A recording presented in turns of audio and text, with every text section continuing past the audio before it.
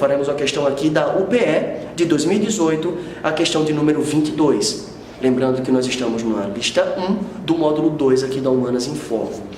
O teatro trágico, diz o texto da UPE, usava histórias e personagens que todos conheciam e mostravam o que acontecia a esses personagens, de tal forma que, no final, os espectadores entendessem que as histórias da carochinha que lhes contavam, quando eram crianças, expressavam uma espécie de coerência interna no destino do homem. Por favor, faça o destaque desse trecho. Eu vou fazer a leitura novamente. No final, os espectadores entendessem que as histórias da carochinha que lhes contavam quando eram crianças expressavam uma espécie de coerência interna no destino do homem. Uma experiência simuladora, cujo objetivo era mostrar o caráter necessário de tudo aquilo que acontecera a um tipo de indivíduo socialmente definido, seja o herói, seja o rei. Então, esse trecho me fala da importância do teatro como algo pedagógico, como algo que ensina determinados papéis dentro da sociedade. Vamos fazer a leitura do enunciado, né? O trecho fala da função social do teatro trágico em Atenas, que tinha como principal objetivo, letra A diversão dos cidadãos. Falso. Ele fala que o teatro entretinha, ele reproduzia histórias conhecidas, mas a função maior era ensinar algo no final. Na letra B nós temos incorporação dos estrangeiros à cidade. Isso é falso também. Apesar dos estrangeiros poderem assistir, né, os espetáculos, eles não seriam integrados à sociedade, eles não teriam cidadania. Na letra C nós temos educação cívica por meio da performance. E essa alternativa agrada, porque aqui ela fala que pessoas como heróis, reis, generais, teriam que ter seus papéis sociais ensinados por meio de uma peça que os cidadãos poderiam aí assistir e aprender com ela. Nós marcamos a letra C e nós olharemos as alternativas que seguem, né? Na letra D nós temos evolução econômica dos metecos. Metecos seriam estrangeiros e o teatro não se preocupava com isso. E na letra E nós temos destruição da moral dos espartanos, coisa que também não é evidenciada aqui no texto, é completamente falsa essa alternativa. Na questão 22 nós marcamos a letra C e na questão 23 nós temos uma outra questão da UPE, agora de 2017. O texto diz o seguinte: é bem provável que você tenha ouvido falar de Alexandre o Grande, no mínimo por causa do filme com Colin Farrell e Angelina Jolie. É bem provável que tenha ouvido falar da democracia ateniense, mas também é bastante provável que nunca tenha se dado conta de que esses dois extremos do espectro político, a democracia e a monarquia absoluta, assim como as sociedades e os mundos diametralmente opostos por ele, definidos, estivessem separados no mundo antigo pela duração de uma vida. Então, aqui a gente está falando da distância da democracia para uma monarquia absolutista, e a gente coloca a vida de Alexandre o Grande como um separador de águas, um divisor de águas entre esses dois mundos e duas sociedades, como o próprio texto fala. Faremos a leitura do enunciado, que diz: entre os anos finais da democracia ateniense, cerca de 403 a.C., e o domínio macedônico, 388 a.C., as principais características sociopolíticas de Atenas foram letra A, formação dos grandes complexos filosóficos, em especial o socrático. Falso. No período de domínio macedônico, a gente já passou do período socrático. A gente vai lembrar que Aristóteles, né, o último dos filósofos socráticos, foi também o professor, tutor de Alexandre o Grande. Então a gente não vê a consolidação, a gente vê o declínio. E a gente passa depois, né, na sequência dos conteúdos, para estudar a filosofia helenística grega. Na letra B nós temos ampliação da democracia, que havia iniciado com Péricles cerca de 100 anos antes. Não é ampliação da democracia, é recrudescimento, é recuo da democracia. Cortamos a letra B e lemos a letra C, que diz dissolução da cidade-estado e sua incorporação pelas cidades vizinhas como Tebas e Esparta. Isso também vai ser falso. Atenas, Tebas e Esparta serão incorporadas ao reino macedônico. A gente não vai ter uma dissolução da cidade, a gente vai ter uma retirada do seu poder político. Na letra D nós temos desagregação do regime democrático e as constantes disputas com as cidades e estados vizinhas. O que é que isso quer dizer? Isso fala de um período de instabilidade grega antes do domínio macedônico, que é conhecido como suicídio grego, quando Atenas e Esparta disputaram, na Guerra do Peloponeso, e quando outras cidades começaram a contestar essas hegemonias, no caso de Tebas, por exemplo. Isso enfraqueceu a Grécia e isso facilitou o domínio macedônico. O domínio macedônico, por sua vez, desagregou, desmantelou o regime democrático ateniense. Nós podemos marcar a letra D como a correta e fazer a leitura da letra E, que diz: institucionalização da monarquia com a derrubada do regime democrático instituído um século antes. Então, antes do domínio macedônico, a gente não tem a institucionalização da monarquia, tá? Esse processo estaria um pouco enganado. E a gente não tem, o regime democrático sendo instituído um século antes. A gente vê que a democracia tem um período diferente de tempo. Nós podemos marcar a letra D na questão 23. E a 24ª questão aqui da lista 1 do módulo 2 da Humanas em Foco é uma questão da Unesp de 2017, que traz um texto fantástico sobre a sociedade grega. A leitura do texto diz assim, apesar de sua dispersão geográfica e de sua fragmentação política, os gregos tinham uma profunda consciência de pertencer a uma só mesma cultura. Por favor, faça o destaque desse trecho que eu vou ler com você novamente. Tinham uma profunda consciência de pertencer a uma só mesma cultura. Esse fenômeno é tão mais extraordinário considerando-se a ausência de qualquer autoridade central política ou religiosa. Finlay, então, é muito bacana porque ele fala que existia uma centralização cultural, mas não existia uma centralização política. As poleis, ou cidades-estados, estavam dispersas dentro de suas próprias lógicas políticas, econômicas e até religiosas, mas eram ligadas entre si por laços culturais uniformes. O excerto, o texto, refere-se ao seguinte aspecto essencial da história grega da antiguidade, que diz assim, letra A predominância da reflexão política sobre o desenvolvimento das belas artes. Peraí, uma coisa não podia ser dissociada da outra. O teatro, por exemplo, uma arte, ele servia como tutela ou como ensino de política para os gregos. A gente não vai privilegiar um em detrimento ao outro. Letra B. A fragilidade militar de populações isoladas em pequenas unidades políticas. Isso também é falso. Vamos lembrar dos espartanos aí com seu poderio militar. Vamos lembrar também dos atenienses com a sua grande capacidade de estratégia militar e até mesmo o seu imperialismo alguns séculos depois. Cortamos a letra B e vamos para a letra C, que diz a vinculação do nascimento da filosofia com a constituição de governos tirânicos. Isso também é falso. A filosofia grega está associada à democracia grega e não a governos tirânicos. Na letra D nós temos a existência de cidades-estados conjugadas a padrões civilizatórias de unificação. E essa alternativa é a verdadeira. As polis tinham autonomia política, mas elas tinham um padrão unificador de cultura, uma espécie de cultura uniforme grega. Na letra E nós temos a igualdade social sustentada pela exploração econômica de colônias estrangeiras e, apesar disso ter acontecido no período de imperialismo ateniense, não é isso que a gente vê como marca principal do que é evidenciado no texto. A questão 24 é o gabarito na letra D. Bom, nós faremos a leitura da questão 25, é uma questão do Enem de 2017, que me traz dois textos, um sobre a Grécia e um sobre a Roma Antiga.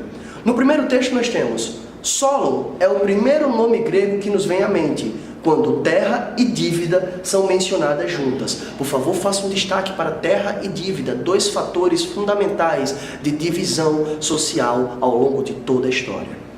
Logo, depois de 600 a.C., ele foi designado legislador. Por favor, sublinhe o termo legislador, responsável por fazer leis. Em Atenas, com poderes sem precedentes, porque a exigência de redistribuição de terras e o cancelamento das dívidas não podiam continuar bloqueados pela oligarquia dos proprietários. Por favor, sublinhe o trecho que diz: redistribuição de terras e o cancelamento das dívidas não podiam continuar bloqueados pela oligarquia dos proprietários. Encerrando o texto, nós temos da terra por meio da força ou das pequenas concessões. O segundo trecho do Pedro Paulo Funari diz assim: a lei das 12 tábuas, uma lei romana, se tornou um dos textos fundamentais do direito romano, uma das principais heranças romanas que chegaram até nós. A publicação dessas leis, por volta de 450 a.C., foi importante, pois o conhecimento das regras do jogo, da vida em sociedade, é um instrumento favorável ao homem comum e potencialmente limitador da hegemonia e arbítrio dos poderosos. Por favor, faça o seguinte destaque: de 450 a.C. até o final do texto, até poderosos. Vou fazer a leitura novamente. Por volta de 450 a.C., foi importante, pois o conhecimento das regras do jogo, da vida em sociedade, é um instrumento favorável ao homem comum e potencialmente limitador da hegemonia e arbítrio dos poderosos. Perceba então que os dois textos dialogam aqui. Nós estamos falando sobre leis, nós estamos falando sobre o poder de legisladores e nós estamos, de alguma forma, querendo limitar o poder dos poderosos, a hegemonia dos poderosos. No texto 1, Solon vem querendo limitar, ou redistribuir as terras e limitar as dívidas. E a lei das 12 tábuas, ela coloca o homem comum como tendo a possibilidade de limite para o poder dos mais fortes ou dos mais ricos em sociedade. Então, o ponto de convergência entre as realidades sociopolíticas indicadas nos textos consiste na ideia de que, vamos fazer a leitura das alternativas. Letra A. A discussão de preceitos formais estabeleceu a democracia. Olha, não necessariamente. Roma, como é retratado na Lei das 12 Tábuas, não chegou a ser uma democracia. A Grécia passou por momentos democráticos, mas a gente não pode afirmar que a letra A é verdadeira. Na letra B nós temos a invenção de códigos jurídicos desarticulou as aristocracias, e isso também é falso. As aristocracias, elas faziam concessões através de códigos jurídicos, mas elas não tinham a sua hegemonia totalmente contestada. Elas conseguiam permanecer no poder, elas conseguem permanecer no poder. Na letra C nós temos formulação de regulamentos oficiais instituiu as sociedades. E isso é falso, porque as sociedades elas podem existir sem regulamentos oficiais. Existem sociedades sem Estado. E existem Estados que não necessariamente usam de normas oficiais ou leis para regular as suas sociedades ou seus povos. É um debate muito complexo, mas a letra C está incorreta. Na letra D nós temos a definição de princípios morais encerrou os conflitos de interesses. E aqui a gente não está falando de princípios morais, e sim princípios legais, que também não encerraram os conflitos de interesses. A gente vai perceber que a luta de classes vai se estender aí ao longo da história. Então nos sobra a letra E, que corretamente afirma: criação de normas coletivas diminuiu as desigualdades de tratamento. E isso é verdadeiro. Apesar das desigualdades não terem desaparecido, apesar da pobreza, por exemplo, não ter sido superada, era possível, como fala o texto 2, agora os mais fracos teriam um instrumento para se equipararem aos mais fortes. Nós marcamos a letra E e nós faremos a leitura da questão de número 26, da lista 1 do módulo 2 aqui da Humanas em Foco. É uma questão da Estadual de Feira de Santana, de 2017, e coloca um mapa da Síria. Atente ao mapa e veja as cidades fundadas na Síria, Líbano, Damasco, Homs, Hama, Latáquia, Alepo. A gente vai lembrar que a Síria, ali no Oriente Médio, foi um ponto de convergência de várias sociedades, e vários povos passaram ou conquistaram mesmo aquele território. Na Antiguidade Clássica, diz o enunciado da questão, o atual território da Síria foi conquistado e dominado, vamos às alternativas. Letra A, pelas tropas egípcias do faraó Ramsés, composta especialmente por judeus. Isso daí está falso, tá, gente? Se a gente está se referindo à Antiguidade Clássica, a gente não vai fazer alusão ao Egito como tendo protagonismo, tampouco ao faraó Ramsés e tampouco a soldados de judeus. Essa alternativa está incorreta e nós faremos a leitura da letra B, que diz assim: pelos gregos, macedônios e posteriormente pela República Romana, no período de sua expansão imperialista, ocasião em que essa região foi transformada em província. E a letra B está correta. A Síria evidenciou, dentro da Antiguidade Clássica, a presença macedônica, a presença grega, helenística, e a presença romana. Nós marcamos a alternativa B como correta e faremos a leitura das demais alternativas. Na letra C temos, pela migração dos bárbaros hunos, vindos do norte da África. Isso é falso, os hunos não vinham da África, eles vinham da Ásia. Na letra D, nós temos pelos judeus, que ocupando o Líbano, deram origem ao povo palestino, grande aliado dos mesopotâmios. Isso também é falso, Vamos lembrar do episódio do cativeiro da Babilônia, em que o povo hebreu foi capturado pelos babilônios e preso, escravizado por anos. E na letra E nós temos pelos árabes, que dominando Alepo, fundaram o maior califado do mundo ocidental. Lembra do enunciado da questão, nós estamos na Antiguidade Clássica. Nós estamos no período referente à Grécia e Roma. Essas alternativas podem ser eliminadas facilmente com essa leitura atenta do enunciado. Na questão 26, nós marcamos a letra B e faremos a leitura da questão 27, da UEG de 2017, que diz assim, uma questão sobre as Olimpíadas. Ao vencer sua 13ª medalha de ouro em competições olímpicas individuais, 200 metros medley, o americano Michael Phelps superou Leônidas de Rhodes, um dos mais famosos atletas olímpicos da antiguidade. Leônidas competiu nos Jogos de 164 a.C. e conquistou a coroa de louros em 3 corridas. O estádio, cerca de 180 metros, o diaulo, cerca do dobro do estádio, e na corrida oplitródromo, na qual os participantes tinham que usar proteção nas armas, proteção nas pernas, elmo e escudo. Lembrando que o escudo grego, né, era o oplon, o soldado grego era o oplita. Então aqui ele está falando de uma corrida de oplitódromo. O recorde de Leônidas durou cerca de 2.160 anos, atravessando milênios, guerras e mudanças. Os Jogos Olímpicos da Antiguidade surgiram de um acordo de paz travado em 776 a.C., na cidade de Olímpia, entre reis de diversas regiões da Grécia. Comparando o contexto histórico dos feitos de Phelps ao de Leônidas, destaca-se que, vamos à leitura das alternativas e fazendo as seguintes observações. Nós temos com precisão o ano em que Leônidas participou dos Jogos, quantas medalhas e qual precisamente foi o esporte que ele ganhou. Nós também temos que os Jogos Olímpicos surgiram de um acordo de paz entre reis de diversas regiões da Grécia. E os gregos, no ano dos Jogos Olímpicos, eles cessavam todos os conflitos para participar desses jogos que eram celebrados em homenagem aos deuses, principalmente em homenagem a Zeus. Então, nós temos aqui a letra A. O aspecto pacifista dos jogos modernos. Considerando-se que é exemplo do que ocorria na Grécia, diversas guerras eram interrompidas durante o período dos jogos. E, infelizmente, na modernidade, nós não temos essa consciência. Os conflitos eles não cessam, diferentemente do que acontecia na Grécia Antiga. Uma verdadeira pena, e a letra A está incorreta. Na letra B nós temos a transformação dos feitos realizados por atletas antigos em lendas, que embora não possam ser provadas, eles podem ser provados. Nós temos registros escritos sobre isso. Nós cortamos a letra B por causa desta afirmativa. Na letra C nós temos a manutenção de técnicas de treinamento utilizadas na antiguidade, proporcionando aos atletas modernos a possibilidade de superar os grandes nomes do passado. E isso também é falso, gente. Vamos pensar em atletas de alto desempenho, vamos pensar em o quanto é investido no esporte ou em equipamentos para preparar um atleta para as Olimpíadas, né? Treinamento de alto nível, treinamento de elite.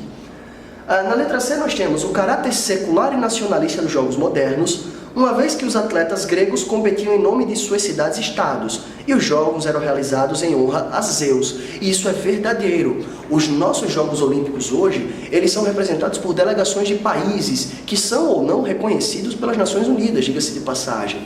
Os jogos de hoje eles não podem ter manifestações religiosas ou políticas, mas a competitividade entre os atletas mostra um pouco a competitividade entre nações e países. Nós marcamos a letra D e na letra E nós temos o baixo investimento na formação de atletas observado nos últimos séculos. Isso aí também é falso. Nós temos um grande investimento na formação de atletas, né? O esporte ele movimenta bilhões de dólares ao redor do mundo aí ao longo do ano, principalmente ao longo aí de anos marcantes como os Jogos Olímpicos. Nós marcamos a letra D na questão 27, aqui da lista 1 do módulo 2 da Humanas em Foco, e nós vamos dar uma olhadinha na questão 28, uma questão da FGV, Fundação Getúlio Vargas, de 2017, que diz assim: a partir do século V a.C., a guerra tornou-se endêmica no Mediterrâneo. Foram séculos de guerra contínua com maior ou menor intensidade ao redor de toda a bacia. O trabalho acumulado nos séculos anteriores tornara possível um adensamento dos contatos, um compartilhamento de informações e estruturas sociais, uma organização dos territórios rurais que propiciava a extensão de redes de poder.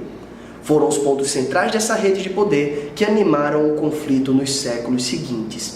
Esse texto do professor Guarinello, texto de História Antiga, ele traz a seguinte afirmação no enunciado: Sobre esses séculos de guerra contínua, é correto afirmar que, então, as guerras de antiguidade, principalmente da antiguidade clássica, elas têm características de ser bem duradouras. Eu quero saber qual foi a guerra da antiguidade clássica que é destacada nesse texto e que pode ser evidenciada aqui nas alternativas.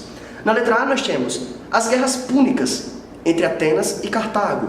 Guerras púnicas foram travadas, entre romanos e cartagineses. Cartagineses eram descendentes ali dos fenícios ou dos cananeus. Nós podemos cortar a letra A por causa dessa incoerência histórica. Na letra B nós temos as guerras macedônicas. Foram um longo conflito entre o reino da Macedônia em aliança com os persas. Isso é falso. Os macedônicos foram rivais dos persas. Alexandre o Grande fez questão de pessoalmente perseguir o rei dos persas. Certinho? Na letra C, nós temos as guerras médicas entre persas e gregos, resultaram na vitória dos gregos em meio a esses confrontos. Permitiram que Atenas liderasse a Liga de Delos, aliança de cidades-estados gregas com o intuito de combater a presença persa no Mediterrâneo. E a letra C está correta. A letra C, ela marca, aquele período histórico conhecido como as guerras médicas. Os gregos, principalmente liderados por Atenas, chefiando a Liga de Delos, contra os persas, chamados de medo-persas. Por isso, guerras médicas. Um dos principais conflitos da antiguidade e um dos principais conflitos no estudo da história tanto dos persas quanto dos gregos. Na alternativa D, nós temos as campanhas de Alexandre o Grande, aliado a Esparta e Corinto. Alexandre o Grande não foi aliado de Esparta e Corinto, ele conquistou essas duas cidades, ok? E na letra E nós temos a Guerra do Peloponeso, o mais importante conflito bélico da antiguidade, envolveu as principais cidades-estados gregas que, aliadas a Roma, não houve essa aliança com os romanos, então a letra E está falsa, e na questão 28 nós marcamos a letra C. Nós podemos fazer a leitura da questão 29, é uma questão da PUC de Campinas, aqui na lista 1 do módulo 2 da Humanas em Foco.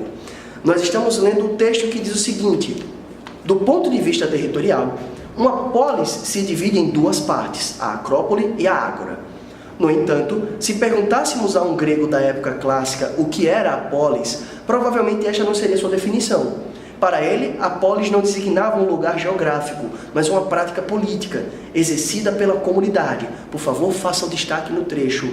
A polis não era um lugar geográfico, mas uma prática política, exercida pela comunidade de seus cidadãos.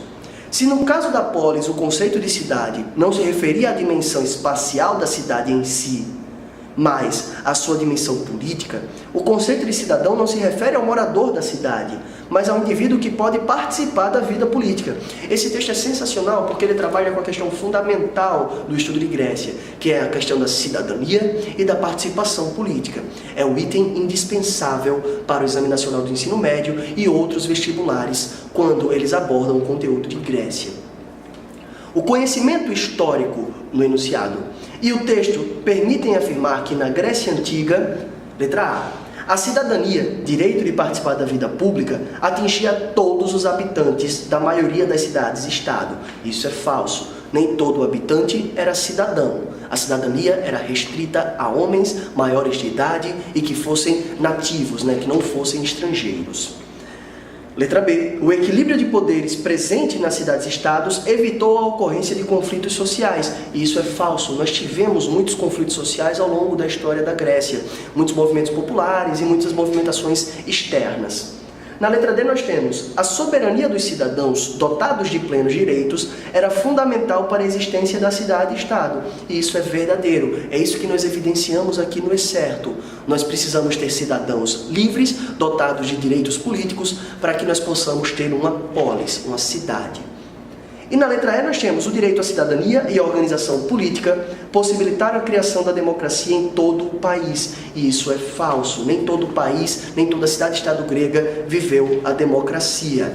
Apenas Atenas, a cidade de Atenas, em determinados momentos de sua história. Nós faremos a leitura da última questão, a 30ª questão, da lista 1 do módulo 2 aqui da Humanas em Foco, e é uma questão da Faculdade Albert Einstein, de 2017, que diz assim: é uma questão sobre a formação do povo grego. Por muito tempo, entre os historiadores, pensou-se que os gregos formavam um povo superior de guerreiros, que por volta de 2000 a.C. teria conquistado a Grécia, submetendo a população local. Hoje em dia, os estudiosos descartam esta hipótese, considerando que houve um movimento mais complexo. Segundo o pesquisador Moses Finley, a chegada dos gregos significou a introdução de um elemento novo que se misturou com seus predecessores para criar lentamente uma nova civilização e estendê-la como e por onde puderam. Então, a formação social dos gregos, ali 20 séculos antes de Cristo, antes do presente, é uma formação complexa, heterogênea, de vários povos que se misturaram e se integraram, principalmente de maneira pacífica, ali na região do Mar Mediterrâneo e do Mar Egeu. E o enunciado da questão, desse texto do Pedro Paulo Funari, me diz assim: segundo o texto, a formação da Grécia Antiga ocorreu, letra A diz, de forma negociada, por meio de alianças e acordos políticos entre líderes das principais tribos. Isso é falso, a gente não pode pensar num processo de negociação ou de acordo. E é por isso que também nós vamos fazer a leitura da letra B, que diz, de forma gradual, a partir da integração de povos provenientes de outras regiões, com habitantes da parte sul da Península Balcânica. A letra B está verdadeira, um processo lento de integração pacífica de vários povos. Na letra C nós temos de forma planejada, e pelo mesmo motivo que nós cortamos a letra A, nós podemos cortar a letra C. Nada foi planejado ou negociado. Na letra D nós temos de forma violenta, com a submissão dos habitantes originais da Península Balcânica a conquistadores chegados do norte. E essa alternativa é falsa. Apesar de nós termos evidenciado na história o episódio de invasão militar dos dórios, é o período que nós chamamos de primeira diáspora grega, a formação social grega se deu de maneira lenta, pacífica e heterogênea. Uma mistura de vários povos que se integraram naquela região. Então, senhoras e senhores, essa foi a resolução das 15 questões de História Geral da lista 1 do módulo 2 aqui da Humanas em Foco. Fica ligado para mais.